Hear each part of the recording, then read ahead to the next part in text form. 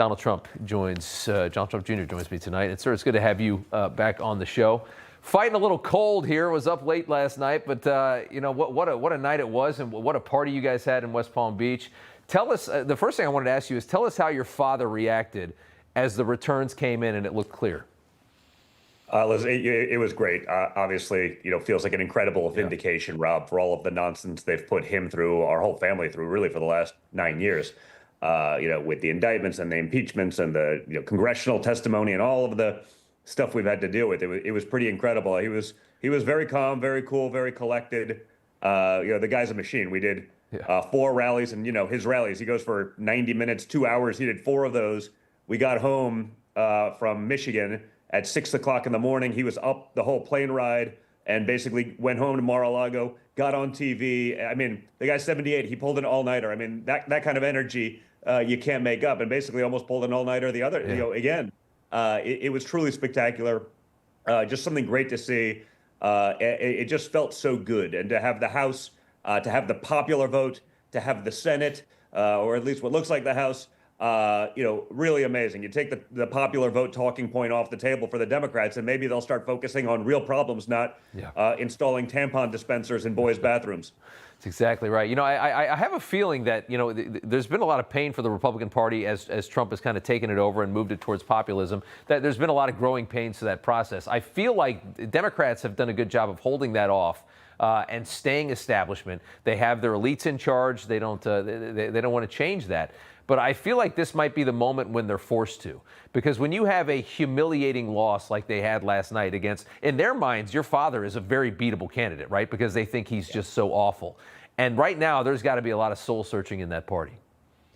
You would think so, but they haven't exactly been strong on these things. You could see the people in their own party revolting for the last few months. When I started talking about back in the late 20-teens, talking about men playing in women's sports. And, it was amazing to watch. Even like leftist Twitter at the time, right, would be like, oh, I hate you so much, Don, but you're right on this one. Or I can't believe I'm agreeing with Don Jr. on this. And yet the party went all in. So it's not even that they're just, held it off. They fully embraced some of this radicalism that is just so out of touch with so many regular people, and then failed across the board on all the things that actually matter, whether it's economics, whether it's war. I mean, they've really done an entire role reversal. They've become the party of war. They've become the party of censorship. They've become the party of the elite. The Democrats in America control over 70% of the wealth of the country. It's really a flip, and it's typical Democrat projection. They always accuse you of doing all of the things that they're actually doing, but to watch that in real time and to watch it play out, it's been amazing. I don't want to be vindictive. I want to do what's right for the country, but after what they've tried to put me through, what they've put my father through, what they put our whole family through, you saw the Tish James, the presser worst. Today.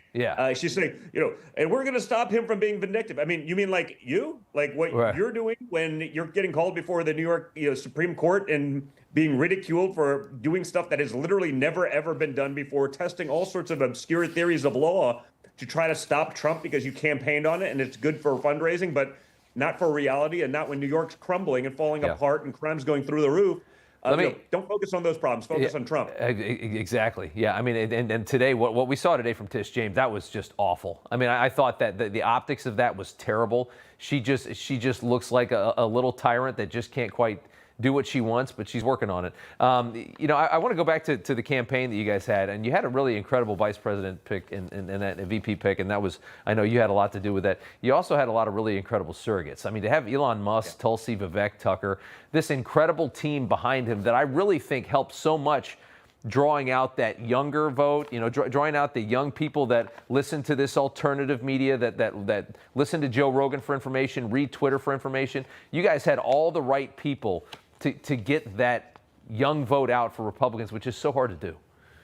100%. I mean, the other side likes to talk about, they're the unity party, but we've actually brought people from across the aisle. We've brought people from different walks of life, races, religions, everything in, and actually embraced them. If you look at Tulsi Gabbard, former Democrat, Elon Musk, former Democrat, but he's also a guy that's doing things that NASA has been trying to do for 75 years, and with a couple of years, in a couple of years, he's outperforming them. Everybody's reporting the same stories, the same spin. You turn the channel, it's always the same. But not us. We're different. We report the real news. No spin, just the facts. Turn to us, and you won't turn back. Tune in to Rob Schmitt tonight on Newsmax.